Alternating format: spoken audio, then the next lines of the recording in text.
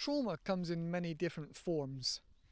Whether you've lost a parent, whether you've suffered going through a breakup, whether it's something that's been buried for a while and is kind of just bubbling under the surface, and you only acknowledge it or recognize it because you realize there's problems in your life and you're not feeling yourself.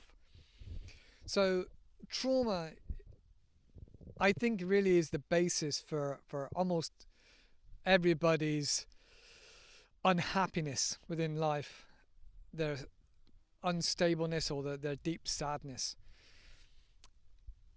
And trauma is not something we really often think about exercising or diving into, because the thought of maybe needing therapist or needing support is often pushed away, and it's kind of like the stereotypical attitude for men, like, oh, toughen up, just suck it in, just bury your feelings and things like that.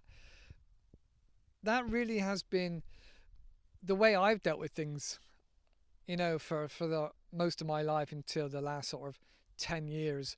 Well, maybe not 10 years, 8 years, 9 years. But trauma is it's a real big part of our lives and who we are. And unless we start to work on it, then we're just going to fall away and get worse and worse and spiral out of control. But trauma is surprising how it creeps up on us and how deep it affects us. And we don't want to acknowledge just how hurt we are by trauma, how much pain we have. Moving along now to some of the aspects of trauma or how it can present itself. It can make us, especially men, feel alone, because men are often kind of more like lone wolves. We like to think that we're independent and we're strong and we're in control of our emotions and we're in charge of our emotions. And then there's a lot of strength in that, but it does make us feel isolated quite a lot. And then through that isolation, there's things like depression and anxiety. And we don't even think about often some of the other feelings that go with that, like guilt and ashamed and having no value. And this is kind of the mindset of people that really struggle with life and those that take their own lives. Just the feeling of being ashamed is something you think about as, like a child might be ashamed of doing something wrong. But as an adult, we can still have those feelings and those mixed emotions and confusion. And it's really, really not just painful, but seriously traumatic and seriously bad, detrimentally to our health, our mental health. It's really, really strong and really, how do I put it? Real heavy motivators to bring us down into a bad place. And then moving on to the next part, then there's kind of like an awareness that we're not feeling great, and so we need to change that by doing something about it. And often we move into self-medication. And what's socially acceptable is alcohol. And alcohol has a whole spectrum of what's enjoyment all the way down to what's what's frowned upon. But socially acceptable also is cannabis and weed. And a lot of people use this. They just think, it's just something to chill me out, relax me. But like alcohol, once you get that connection in your mind, in your brain between a substance or something that makes you feel good to alleviate bad feelings, then that connection is strong and it reproduces again and again and again, and your brain's like, I'm feeling a bit bad, I'm tired, I feel a bit crappy. I'll get drunk. That'll take it away. That'll fix it. And that becomes a habit. Your brain creates that into a habit, as in like, this is what I need to do. I feel like this. I should do that.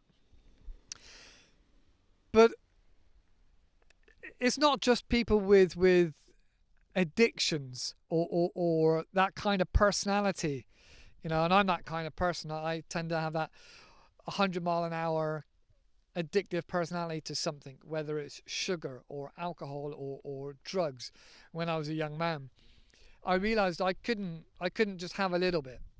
And so there's a lot of things I cut out of my life completely, which I know a lot of people say, oh, I don't want to cut this out, I don't want to cut that out, I'll have a deprived life. But actually for me, it's the other way around. I'm more free.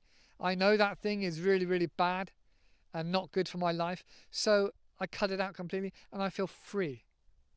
Free to be more me. But also then with the pick-me-ups, with the recreational drugs, you know, if you find that alcohol's not enough or weed's not enough, and then you start on something a little bit more exciting, a little bit more bigger high, then those recreational drugs can become, again, in your brain, become connected as a habit of what you need, and you start to rely on these I don't know, what are we calling them, self-medicating things to bring us back to just a level playing field, just a normal, just feeling human again, being myself again. So they're really bad. And then there's those that are help numbing the pain that you're suffering, which then pushes to more isolation, where you kind of feel ashamed if you're injecting or having so much of that thing, that drug, to try and make you become more that person you want to be. And it has a long-term effect of your mental health, really winding it down in a spiral of a real dark place as you become more and more addicted to it. You know, they say most drugs you end up having to take more and more and more and more to get to that same feeling of being normal or numbed, or just trying to be yourself, just trying to get through life, because life can be really, really hard. And it feels like we can't do it without some kind of external substance to make us feel good. You know, whether it's constantly addicted to social media or cannabis, you know, or alcohol. These lubricants to life really spiral down into some serious mental health issues that take a long time to turn around. Turning the page, I'm sure most of you have heard this 100 times, but turning the page now, talking about healing yourself without medication. All right, you might not want to go to a therapist, but I recommend that as the quickest and easiest way to heal yourself of the pain and the darkness you're feeling inside, is through a therapist. Now, a therapist can be anywhere between £30 to £60 for an hour session. And it can go much, much higher, hundreds and hundreds of pounds per hour. Now, a lot of us can't afford that. But what I did was I sought out my own therapy. I sought out reading lots of counselling books, therapy books. And I don't just mean like 3, 4 or 5. I'm talking like 10, 15, 20 of these books. And I went through them and made notes and made them relevant to me and saw what resonated with me. And I kind of worked out slowly over time what I have to do to fix myself, to get rid of that pain, to fix my trauma. And I'm still healing now. I'm still working on it now. And so the main thing with therapy is acknowledging that you're in pain, you're suffering, you're in a dark place, or there's stuff that's going on out of your control. So acknowledging is the first thing, all right? First thing. Second of all, hope. Once you start going to therapy and or you start reading these books and you get quite a way through it, you'll realize there is hope. This is not going to be like this forever. You are going to come out the other side a stronger, better person. So a hope and a plan to get to that hope. All right? Building steps to recovery. And if you ever read anything by Russell Brand or you listen to Russell Brand, he talks about the best way is doing those 12-step recovery program for addictions. But what's behind those 12 steps is also the self-healing method and looking inwards, which sounds very airy-fairy and like a load of crap. But it's true. the way to fix yourself is inward, is inside. Now, yes, I understand and I agree, sometimes medication can help for a short period of time, but only short periods of time until you can get your chance to breathe and get your breath back. And then you need to go inside and work out how to fix, how to build a plan of action to looking at ways to, I don't want to say medicate, but soothe your soul slowly, bit by bit. All right? The realization that there's a long road of work to be done. You know, you've gone down quite a way downhill. You can't just spring back up. You have to work your way back up. Now, once you start working your way back up and you get through the program or you get through whatever it is you decide to do and you make little steps forward and you're well aware that there's lots of work to do, but you know there is hope. There's hope for you to have an amazing life, a happy life, a fulfilling life. All right? You learn to love life, learn to get out and enjoy life and think, yeah, I really love being alive on this planet at this time. And there's a lot more people, a lot worse off than me that do not have the luxuries and the benefits of being in this country and being, your health and just being in the round at this time. So then you learn to support others.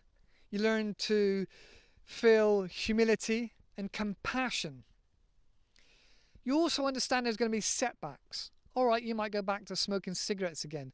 All right, you might go back and have, a couple of glasses of wine. But you learn that these setbacks are expected. You learn that life is going to throw things at you. And you become more resilient, that you know how to deal with this shit.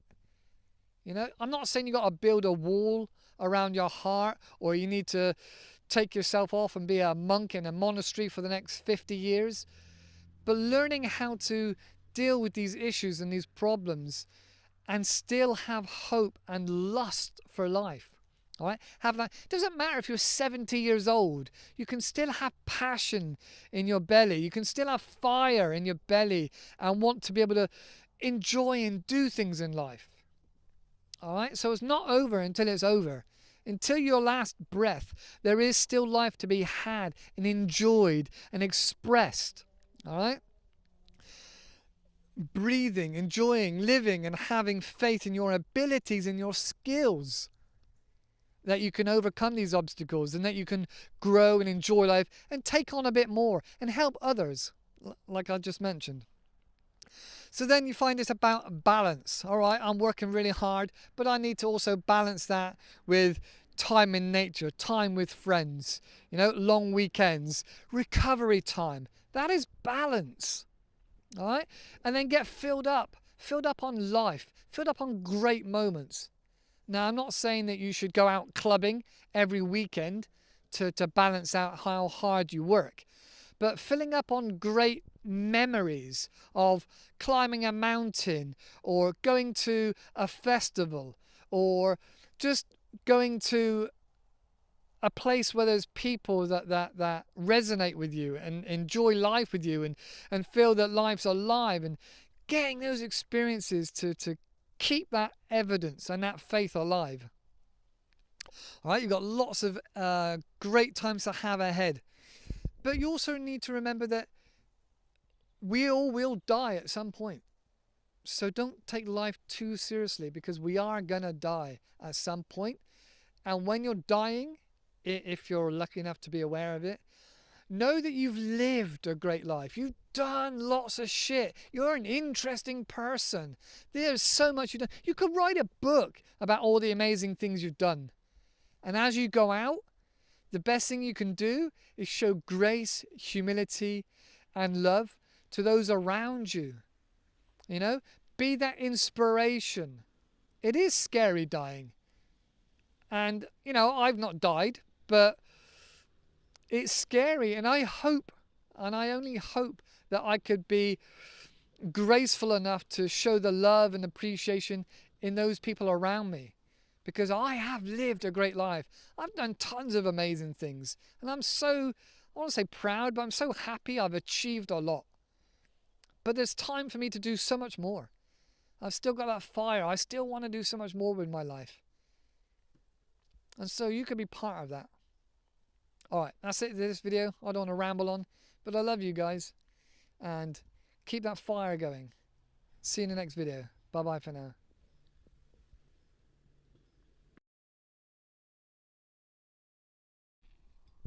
You're still here. Ha ha ha. Well, actually, I knew you were still here. Otherwise, you wouldn't be watching this. But anyway, so thank you for sticking around. You obviously want to know a bit more about me. So I've got some notes here that I've written down, but they're blowing in the wind. So forgive me. All right, what's been happening since we last spoke? Well, first of all, I broke my glasses. I just sat on them. I think I sat on them or something earlier today. But there we go. They're only cheapy ones anyway. Right, so yeah, broke my glasses. I reached a small milestone on my other YouTube channel, which is for helping people learn English. So that's really good. I'm really happy with that. Obviously spent a little bit of marketing on that as well, because, you know, it takes a long time. Right, what else? I've done a little bit of agency work to top up the coffers, to top up the finances a little bit. Obviously, I've run out of money quite often, and so I occasionally have to do a bit of work. But normally I just prefer to do dog sitting, because then I'm free to do lots of other things. All right, what else? I found some interesting hikes. I've been on some nice long walks. That's been really good for my mind and soul and my body. That's good. I've been to 3 different towns exploring, finding out what's interesting about those towns. So that was good. I got given a travel fridge. My milk's been going off, you know, in this summer and this weather. So the milk's been going off. So got given a travel fridge. So I'll plug it into the cigarette lighter.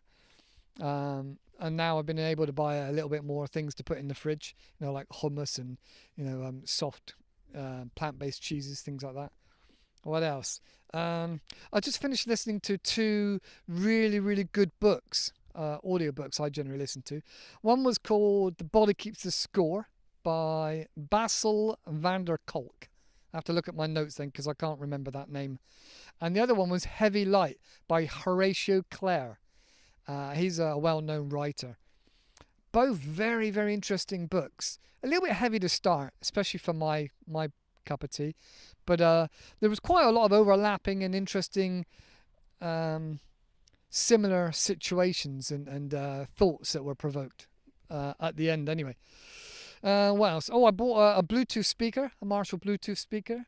My tablet that I listen to and watch a bit of TV on is the speaker's real bad and my hearing's getting worse. So I now got a speaker. What else? Oh, I recently had put a fire on, you know, started up the old wood stove, because it's been a bit colder nights now, you know, autumn is closing in and the temperature's dropping. So I'm going to have to start putting the thermals back on or something.